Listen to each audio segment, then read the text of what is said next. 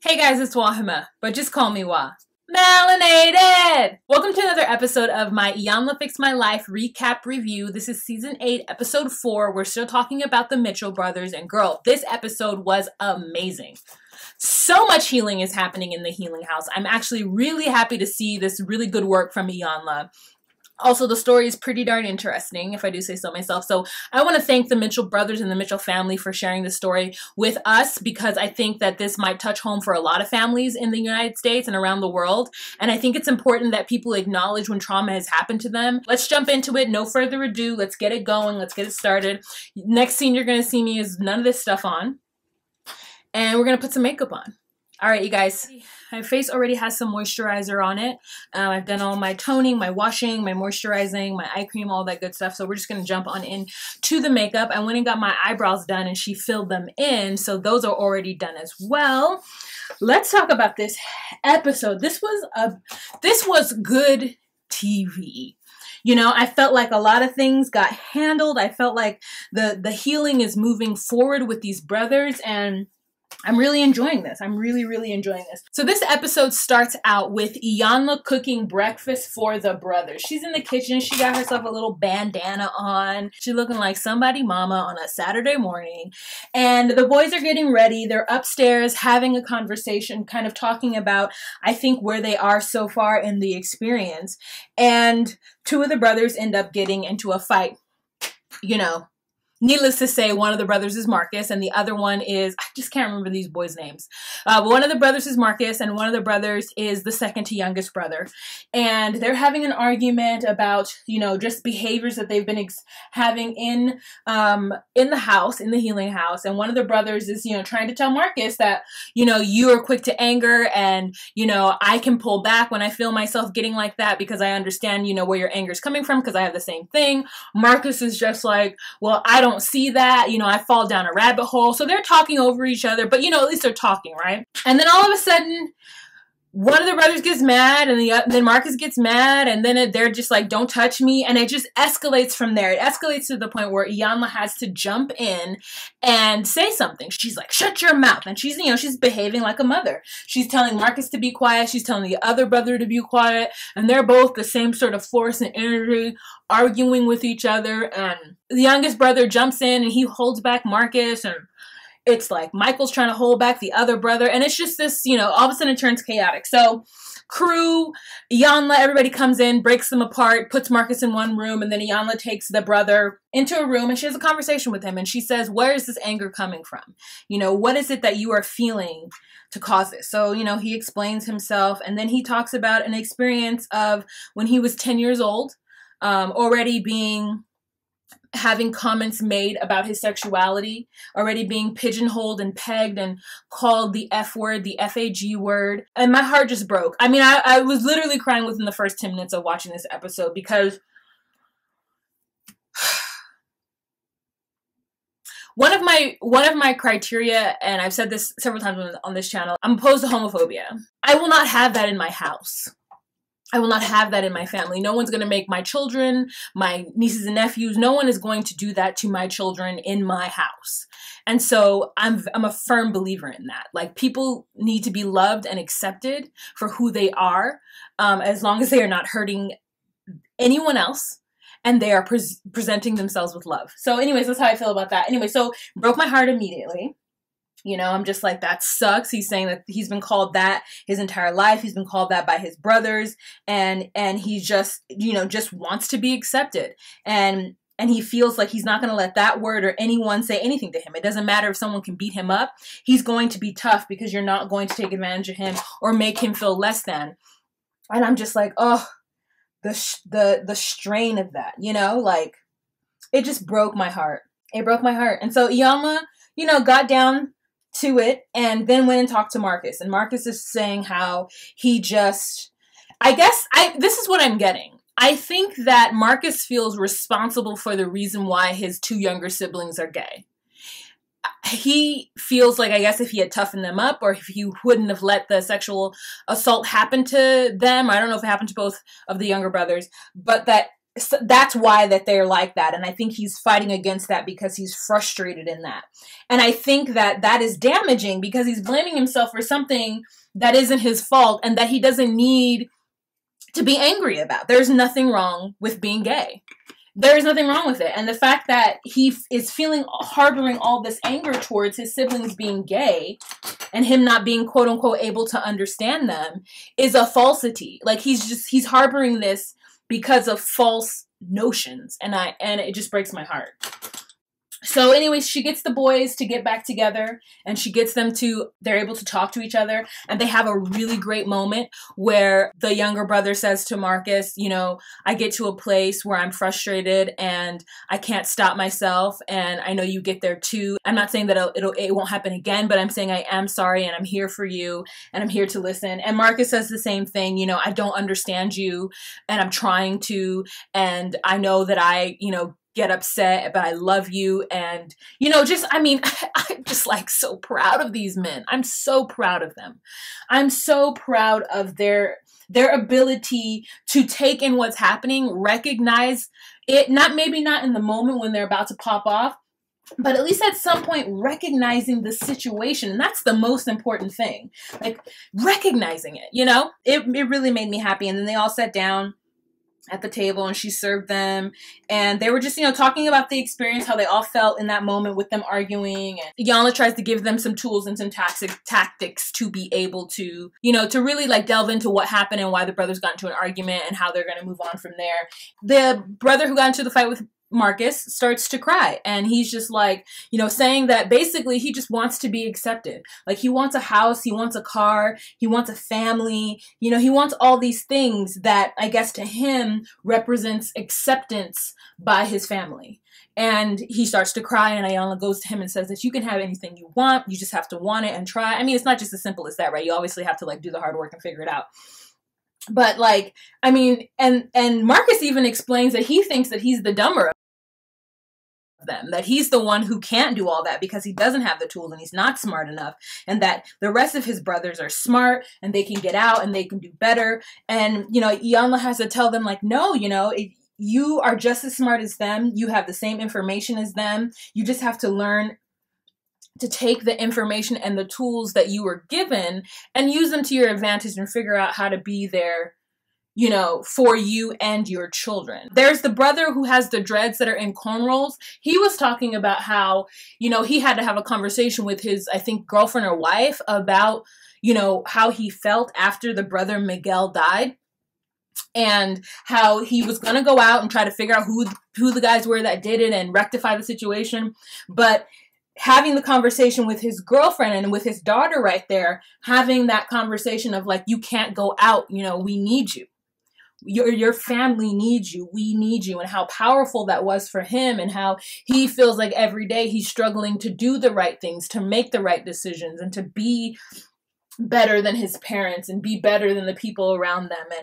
And it's just like, you guys, I'm like, I want to give a hand clap for Iyanla, because this is honestly one of the only situations where I'm just like, yes.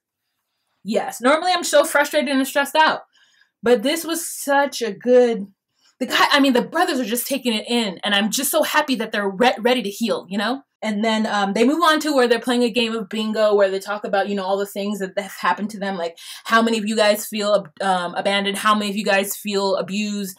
And they bring in the father, who is, you know, again, walks in very cool. And the five brothers are sitting around the table with Iyanla, and he sits down and they start talking about their experiences of being abandoned and being homeless. And they bring up a situation where apparently at some point during the winter with no coats, a couple of the boys had to live in an abandoned car on the side of the road.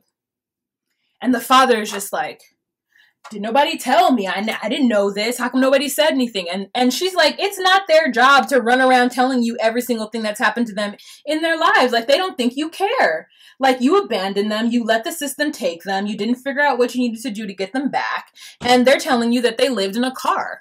So don't worry about how come they didn't tell you. It was your job from the beginning to be there for them. And he's, you know, it's just overwhelming for the dad. I think that dad feels an overwhelming amount of guilt for his part in it.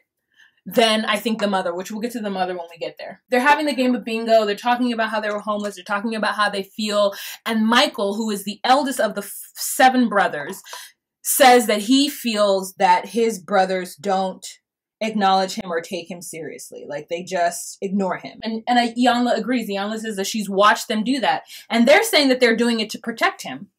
And she's like, no. And they talk a little bit about his mental illness and like, what's up? So she asks him if he recognizes that he has a mental illness. And he says yes.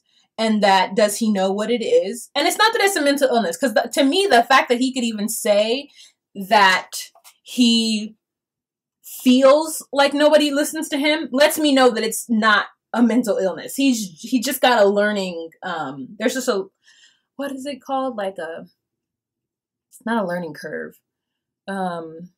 I don't know, but it's not something that's not functional is basically what I'm saying. There might be some things in his life that he's unable to understand, but it doesn't mean that they need to exclude him from the conversation. And I thought that the fact that he could say that actually showed that he wasn't as slow as the best, I can't even think of the word, as they're all thinking that he is. And so that actually made me really happy too, that he was able to defend himself in that.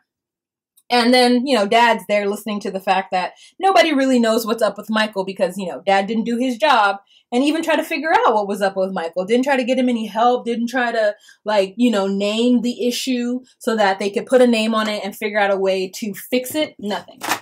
Marcus ends up getting very upset and he has to lean on Iyanla. Iyanla does an exercise where she has them lean on her. Oh, Marcus lean on her. And then there's another exercise where she brings up the brother and they're just talking about the frustration. And like Marcus is saying how he failed them and how he failed to protect his brother, why he's guilty. Because that was the question, you know, who's guilty and what are you guilty of? And so he names the things that he's guilty of. And, you know, Dad can't handle it. Dad tries to get up and leave. Iyanla's like, where are you going? Exactly. That was my exact thought. I was like, you need to sit down in this mess. You need to sit down in this mess and listen to your 4th son talk about his experience. Talk about how he felt abandoned and unloved and guilty for things that he has no reason, no business feeling guilty about. And then she asks about the mom. And she asks like, okay, so what's the situation? Where was she? You know, why did you have kids with her if she wasn't taking care of the kids? Like, your story isn't adding up. And he refuses to say what the deal is. He tried to say that the mom was in California on rehab. And she was like, she was not in California at rehab for all that time. So where was she in between? I don't know. Like, he just wouldn't tell the story. And so Iyanla's like, there is a part of the story that's missing that you're not telling, and we don't know why, because I don't understand why you would have 8 children with a woman who wasn't taking care of each and every one of them after she had them. He ends up going outside, having a conversation with Marcus, talking about, let's do this, let's get this in. And he's harboring so much guilt for his behavior and how he treated his sons with them growing up and whatnot. And I was just like, yeah, you should. Good. I'm glad. And I think that's how the healing can happen. When they see their father feeling a certain type of way and acknowledging his missteps. I mean, it's more than missteps, right? Can we just say that's more than missteps? We get there. So after we're done with that, we move on to the mom, who I don't know what is up with the mom. The mom comes on and it's just her and Iyanla. And Iyanla's talking, trying to get some information out of her too.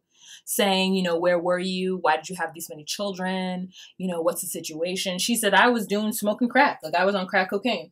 So then she's like, well, why did you keep having children? And she's like, well, my husband wanted children. I got married at 22. And that he said that he came from a family. Her husband said that he came from a family. His mother had 7 kids. And so he wanted 7 kids too. So she was just pregnant every year for like 7 years. She was just pregnant every year. Because if you know, the boys are like 28, 29, 30, 31, 32. Like, they're like they're in their late 20s, early 30s, you know? So she just had those boys rapid fire. And Iyanla's like, why? You know, because my husband wanted to. So why did you leave them? And she's like, well, I was smoking crack. Like, And she's like, well, you know, you're going to have to admit to certain things. You're going to have these conversations with your sons. You're going to have to, you know, blah, blah, blah. She's basically telling her, like, you're going to be held accountable. And mom is just like, mm-hmm. Mom is reacting as though Iyanla isn't talking about her. Mom is reacting like Iyanla is talking about some other group that she is going to assist Iyanla in helping. And it's really weird. It's really weird. I don't know if she's like completely absolved herself of this situation and is so far gone in her denial or her like excuse for why she did what she did. And I don't know if that was also part of her healing, because I'm not sure if she's off drugs or whatnot. I mean, you can tell that she's definitely been ravaged by drugs. She's very skinny, frail. She looks just like Michael, or Michael looks just like her. And so I'm not sure if she's still on drugs or if she just like has just forgiven herself. You know, some people just like forgive themselves and just say things are in the past and they can't do anything about it and blah, blah, blah. And so it's just like confusing because you're just like, what's going on? And Iyanla is just like, okay, I hear you. Okay. We're all just like watching her talk is just so sad because she's just one of those people who will never really feel what they did. Like, will never allow herself to feel what she did to her children because she has already absolved herself of her crimes and has already made excuses that are solid in her for what she did and why she did it. And I think that's so jacked up. Then they bring in the sister, who we've come to find out that the sister is the eldest of all of them. Here, I can't do it with eyeliner. I'll be back. But then poke my eyeball out. You know what I'm saying? Okay, so it turns out that the daughter is older than all of them. And I think that the timeline was when Marcus was like 8 years old, she was like 16 or 17. So and Marcus is the fourth boy. So she might be in her late 30s, early 40s. Girl, you would not be able to tell by looking at her. She looks so good. Yeah, I don't know how old she is, but I thought it alluded to the fact that she was the eldest. And Marcus and her harbor resentment towards each other because they each group, her and then the boys, feel like the mother chose the other one over them, when it turns out she wasn't with any of them. So the girl was raised by the mother's mother, her grandmother, her maternal grandmother. So like, there's just so many stories about this whole situation that people they need to sit down and like really break down what happened, where everybody was when things went down, because there is so much miscommunication. And the sister doesn't have a relationship with her brothers because of something that Marcus said to her at a funeral one time. And I'm just like, what is going on? Like, how is she so detached from her brothers and their pains? Like, she didn't know that they had gone to, between them, 85 different group homes. And she's even saying, like, you know, they felt like she had the luxury because she had the stability of grandmother and that she had clothes and she had money and stuff. And she's saying that it doesn't matter about those things because she still feels hurt and abandoned by her mother. So because she had clothes and stability, that she isn't necessarily luckier than they are in that respect. And unfortunately, I can't side with her with that. I think she has a point where she can say, I still felt abandoned and alone and mistreated and unloved too. But at the end of the day, she had a stable home. I'm not denying her pain, and I'm not saying her pain is wrong, and I'm not saying that she's wrong for feeling the way she feels. I'm saying that now that she has all the information about her brothers, she needs to have compassion. And I know it's going to be hard to let go of some of the things that Marcus might have said to her, because I'm telling you right now, Marcus looks like he could say something that'll cut you bone deep. He might have said something to her that is probably pretty unforgivable from her perspective. But I still think that when she's ready, should open up and have some compassion towards them. Like when she found out they were living in a car, like some of the ice has got to melt, because I know we all feel pain. And our situations affect us in different manners. And so I'm never going to be somebody to take away somebody's pain ever in their lives. Like, your pain is your pain and I feel you. But at some point you need to look back up from your pain, especially when you're comparing yourself to your siblings. Like, that's what I'm saying. I'm not saying in life. I'm not saying in every single situation. When comparing yourself to your siblings and their situations, you can't discredit what they're feeling. You can still feel the same way that you feel and have your feelings, but you can't discredit their feelings or say that your feelings are better or equal to whatever their pain is, because you don't know that. Everyone gets affected by the same kind of situation a little differently. You know, Marcus came out of it with like extreme anger, whereas, you know, the peacemaker brother, he's trying to make peace and trying to do what he has to do. You know what I'm saying? So we all take it in and filter it in different ways in order to cope.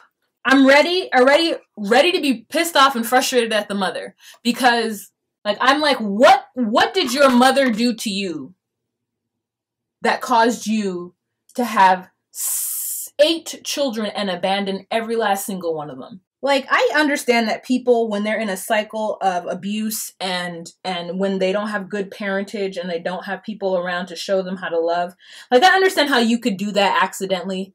I get that. But like, I don't understand how you can just like exact your revenge. Like, you had a troubled childhood and you had trauma, so you exact your revenge on your own progeny. Like, that is insane to me. And so many people do it. They like so many people do it to the point where I feel like sometimes people have kids just so they can treat them just as poorly as they got treated. Like, subconsciously, they're like, this happened to me, so the only way to absolve me and make me feel better is to have children and treat them just as poorly. That is the end of that episode. I can't wait for next week's Iyanla Fix My Life, and I hope that she's able to give some healing. If she can't get the mother to come around, at least the father could open his eyes, and he's already starting to do that, and I hope that she can help Marcus and help these brothers to grow and be better people and to love each other and to, more importantly, love themselves. I really want the best for them. Let me get my headscarf. I really absolutely hope the best for this family, and at least for the siblings to work it out with each other, because I think that's the most important relationships. I feel like the parents have already forfeited their right to any kind of, maybe not the father, maybe I'm just still mad at the mom, but I feel like the parents have already forfeited their right, because throughout this entire situation, they have been the adults. And they have been the one that should have led the way and been who they needed to be for their children. And they failed. And I think that at least the siblings could have a decent relationship with each other so that they don't each feel bereft. Because for people who have such close upbringing and understanding of how each other feels, they should have the most compassion for each other. And that's all I want from them. I want them to be happy. I want them to love each other. And I want them to be content with their relationship, even if it isn't TV, perfect, whatever, but just to be content with the relationship that they do have. And I hope that they find peace within that. I just want the best for them. It is hot underneath these slides, girl. Did you guys think it was a good episode? What did you think of the episode? Did you think it was good? What did you think Iyanla did well? What did you think she didn't do well? All right, you guys, so that's it for this week's episode. Please leave a comment down below. Let's have a discussion. And remember to be you, be true, and find your place. Bye.